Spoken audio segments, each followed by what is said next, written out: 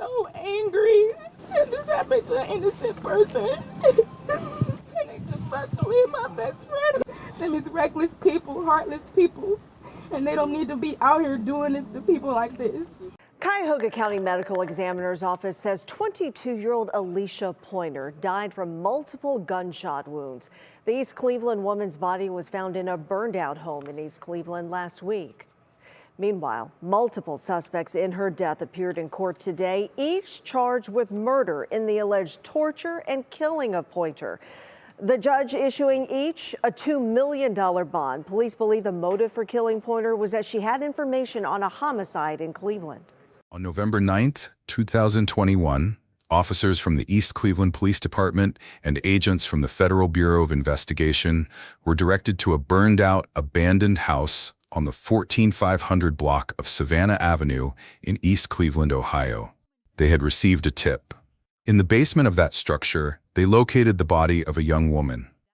At first, investigators were working a missing persons case. Alishah Pointer had been reported missing 4 days earlier, on November 5th, by her family, who had not heard from her since the night before.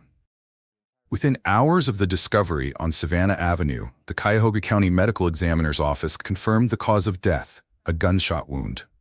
What investigators would piece together over the following months was not a spontaneous act of violence. It was coordinated. It involved 6 people. And it began with a question those 6 people wanted answered. A question that Alishah Pointer may not have been able to answer at all.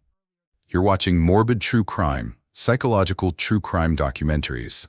Like, subscribe, and share for in-depth stories that uncover the mind behind the crime.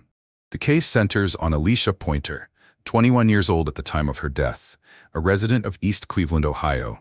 Those who knew her described her consistently and in specific terms.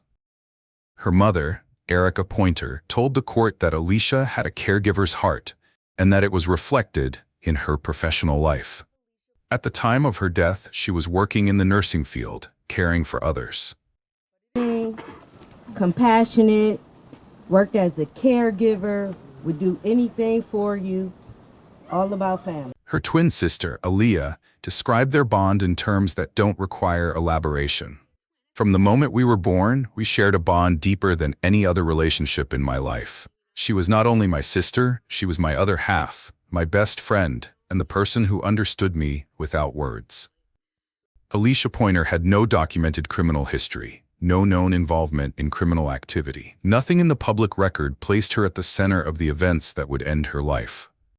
That detail becomes significant when you understand what those events were actually about. To understand what happened to Alishah Pointer in November 2021, it's necessary to understand what motivated it. In the days prior to November 4th, a man connected to the group of people who would become suspects in this case had been killed in a separate shooting in the Cleveland area. The details of that prior homicide were not made part of the public record in the Pointer prosecution, but its existence is confirmed by court documents and prosecutorial statements.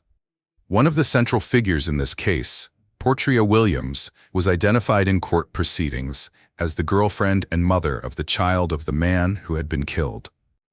His death preceded the abduction of Alishah Pointer by roughly a week. What followed, according to investigators, was an attempt by a group of people to obtain information about who was responsible for that prior killing. The specific logic by which Alishah Pointer became the target of that effort was never fully explained in open court. Investigators stated publicly that they were not even certain whether Pointer had any connection to the prior shooting at all. Her twin sister flatly said she did not. What the court record does establish is this. The group believed, or assumed, that Alishah Pointer knew something, and they made a decision to go get that information. That decision required planning, it required coordination across multiple people, and it required vehicles, weapons, and at least 2 additional victims who would be used as a means of reaching Pointer. In East Cleveland in the fall of 2021, that is where the case begins. On the night of November 4, 2021, 4 people got into a vehicle together. Portia Williams, 31, Destiny Henderson, 18, Nathaniel Pokey Jr., 23, and Hakeem Ali Shomo, 31. They drove to a residence near Glenmont Road and Superior Road in East Cleveland. At that location, Henderson and Shomo, armed with a gun, forced two women into the vehicle at gunpoint. These women were 25 and 21 years old. They had no documented role in the prior shooting. Their function in this plan was to lead the group to Alishah Pointer. Under duress, the two women directed the group to Pointer's location. What happened next is documented in court filings. The group lured Alishah Pointer outside of her residence. Once outside, they took her at gunpoint. The two women who had been used to locate Pointer were ultimately released. Alishah Pointer was not. The group transported Alishah Pointer to Portia Williams's home. She was held there through the night and into the following day. During this time, two additional individuals arrived at Williams's residence: Brittany Smith, 33, and Anthony Bryant, 19. With their arrival, the group at the Williams home now numbered 4 people directly interacting with Pointer: Shomo, Smith, Bryant, and Williams. Nathaniel Polk had left. According to court documents, Shomo, Smith, and Bryant then physically assaulted Alishah Pointer. The stated purpose of that assault, as documented by prosecutors, was to gain information related to their friend's death. Following the assault, Shomo left the residence. After Shomo's departure, the remaining 4, Henderson, Smith, Williams, and Bryant, forced Alishah Pointer into a vehicle and drove to an abandoned residence near the intersection of Savannah Avenue and Manhattan Avenue in East Cleveland. They forced her inside the abandoned structure. Inside that building, Portia Williams and Anthony Bryant fired multiple shots at Alishah Pointer. Destiny Henderson was also present and attempted to fire, but her weapon did not discharge. Afterward, Henderson, Williams, Bryant, and Smith left the scene. They drove to Hakeem Ali Shomo's residence. Alishah Pointer was reported missing by her family on November 5th, her birthday. She and her twin sister Aliyah shared that date. On that same day, according to Alishah Pointer's later court statement, she reached out to one of the suspects for help finding her sister. That suspect, identified in proceedings as Nathaniel Polk, told her he did not know where Alishah was. Alishah Pointer had already been shot. One of these defendants, Nathaniel, Nate, who I know him by, it's just like, it hurts me so bad I can't wrap my mind around how could you see her and look at her and not do nothing, not help her. We never did nothing to him, ever. And I don't know, I'm still confused to this day, and it still seems like him and his family just in denial, like that, like I really lost my sister and like I lost him, because like I loved him, like we loved each other, and you did nothing. You did absolutely nothing. 4 days after being reported missing, Alishah Pointer's body was located by the East Cleveland Police Department and the FBI in the basement of the abandoned house on Savannah Avenue. Following a tip received by authorities, she was pronounced deceased at the scene. The Cuyahoga County Medical Examiner's Office determined the cause of death: a gunshot wound. The sequence of events described in court documents spans a minimum of several hours across multiple locations. The first kidnapping site near Glenmont and Superior, Portia Williams's residence, and the final location on Savannah Avenue.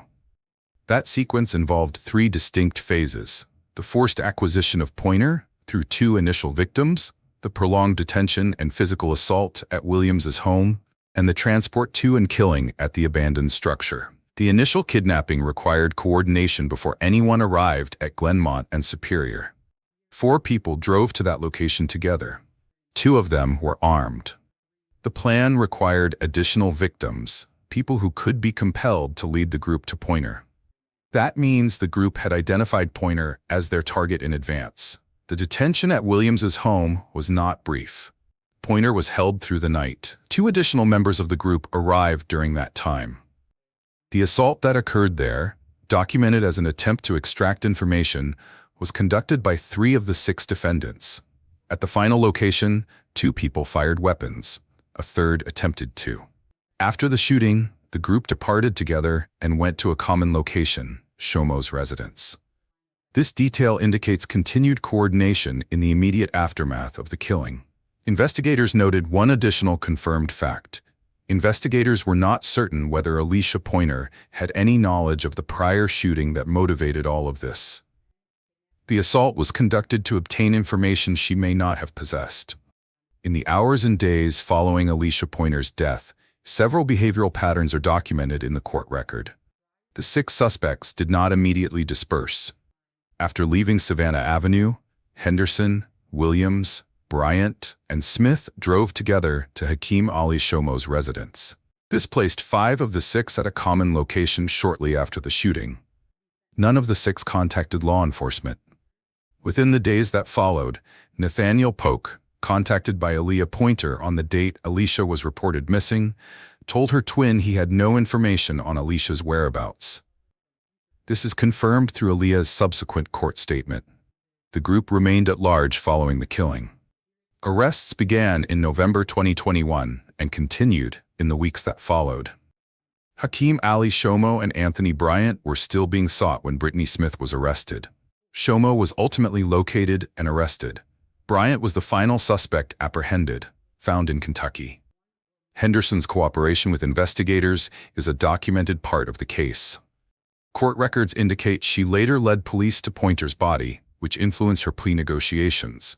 The remaining 5 did not cooperate with law enforcement prior to their arrests.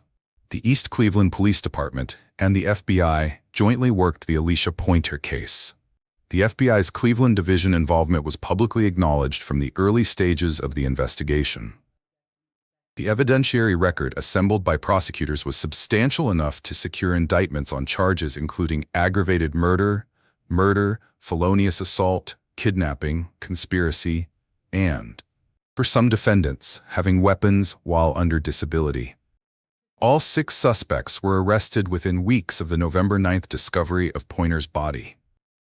The charges reflect not only the killing itself, but the full sequence of events: the initial kidnapping of the 2 women on Glenmont and Superior, the subsequent abduction of Pointer, her detention and assault, and her killing. The indictments, announced on May 31, 2022, represented the formal documentation of what prosecutors described as a coordinated conspiracy. The charge of conspiracy was filed against all 6 defendants, alongside the murder-related counts. 3 of the 6 defendants chose to cooperate with prosecutors and entered guilty pleas. Henderson pleaded guilty on December 7, 2022, to involuntary manslaughter, kidnapping, and conspiracy. Polk pleaded guilty to the same charges. Williams pleaded guilty to aggravated murder, kidnapping, and conspiracy on March 20, 2023. All 3 agreed to testify against the remaining defendants, providing the prosecution with first-hand testimony from inside the group. The 3 remaining defendants, Shomo, Bryant, and Smith, were set for trial together in March 2023. That trial ended in a mistrial before it produced a verdict. On March 6, 2023, the joint trial of Hakeem Ali Shomo, Anthony Bryant, and Brittany Smith began in Cuyahoga County Court of Common Pleas before Judge John Russo. It did not proceed to verdict. The court later issued a formal statement explaining what occurred. Court staff had sent a procedural communication to all parties, but it was inadvertently transmitted only to the prosecution. The defense received no notice of this communication. The court determined that this constituted a form of ex parte contact, one-sided communication between the court and one party, and granted a mistrial on that basis. Judge Russo subsequently recused himself from the case. Defense attorneys for the 3 remaining defendants immediately moved to have all charges dismissed on double jeopardy grounds, arguing that because the jury had been seated and evidence presented, a retrial was constitutionally prohibited. That motion was denied by Cuyahoga County Judge Janet Burnside. The ruling was appealed to the 8th District Court of Appeals, which affirmed the denial. The Ohio Supreme Court declined to hear the case. The 3 remaining defendants would stand trial again, this time before Judge Molly Ann Murphy. What had appeared to be a near resolution of the case in early 2023 became a 2.5-year legal process that would not conclude until November 2025. On October 7, 2025, in the middle of her jury trial, Brittany Smith entered a guilty plea to 1 count of aggravated murder and 1 count of conspiracy to commit kidnapping. The plea came without warning to the court gallery. She was sentenced to life in prison with the first possibility of parole after 41 to 45 years. On October 31, 2025, a Cuyahoga County jury found Anthony Bryant guilty on 2 counts of aggravated murder, 3 counts of murder, 2 counts of felonious assault, 2 counts of kidnapping, and 1 count of conspiracy. He was sentenced to life in prison without the possibility of parole, to be served consecutively with an additional 17 to 22.5 years. On November 25, 2025, a Cuyahoga County jury found Hakeem Alishah guilty of aggravated murder, conspiracy, and several related charges. He was sentenced to life in prison without the possibility of parole, to be served consecutively with an additional 36 to 41.5 years. On January 9, 2026, the final 3 defendants, Williams, Henderson, and Polk, were sentenced. Portria Williams received life in prison with the possibility of parole after 23 years. Destiny Henderson received 25 to 30 years. Nathaniel Polk Jr. received 23 to 28 years. The last conviction in the case came 4 years, 3 weeks, and 2 days after Alishah Pointer was reported missing. At the sentencing hearings in December 2025 and January 2026, members of Alishah Pointer's family addressed the court. Their statements, delivered directly to the defendants, are part of the permanent record of this case. Alishah's mother, Alishah Pointer, spoke first at the December hearing. She addressed who her daughter was before she described what had been taken. "My daughter was innocent and did not deserve this. She was special, loved, and was full of love. She had a caregiver's heart, which is why she was in the nursing field caring for everyone." She described the irreversibility of what the defendants had done. They robbed her of a promising future. She never got the chance to have children, get married. When they murdered my baby, they killed off a piece of me. She spoke to how Alishah had been discarded. She was not trash to be thrown in a pile of filth and left. And she directed a specific question at the female defendants. 2 of these defendants are mothers. How could you bring a life into this world and take another? Alishah's twin sister, Aliyah, followed. She described the specific weight of losing a twin, someone tied not only by blood but by the calendar. "To lose her on our birthday just makes things worse. Every year is a recurring nightmare." She also addressed one defendant directly. "I called on you to help me find my sister, and you lied to me." Alishah's older sister spoke about the role she had occupied in her family since childhood. "When you're the oldest sister, you are always compelled to protect your siblings. I spent 21 years protecting my siblings as the oldest sister. For somebody to take my mother's child will never sit right with me." At the January sentencing for the final 3 defendants, Alishah Pointer returned to the court. Her words at that hearing concluded the formal proceedings of a case that had run from November 2021 to January 2026. "No amount of time is good enough. Time does not heal. Grief doesn't end." What the court record confirms in this case is a sequence of decisions, each one made by individuals with the ability to stop. The initial decision to target a person for information. The decision to use 2 additional victims as instruments of that plan. The decision to hold Alishah Pointer through the night. The decision by members of the group to arrive at Williams's home and participate in what followed. The decision to move her to a final location. The decision to fire. And after all of that, the decision by at least one member of the group to lie, directly, to a twin sister, asking where her sister was.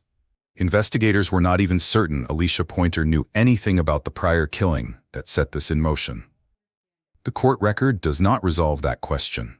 What it records instead is what 6 people were willing to do based on an assumption they never confirmed.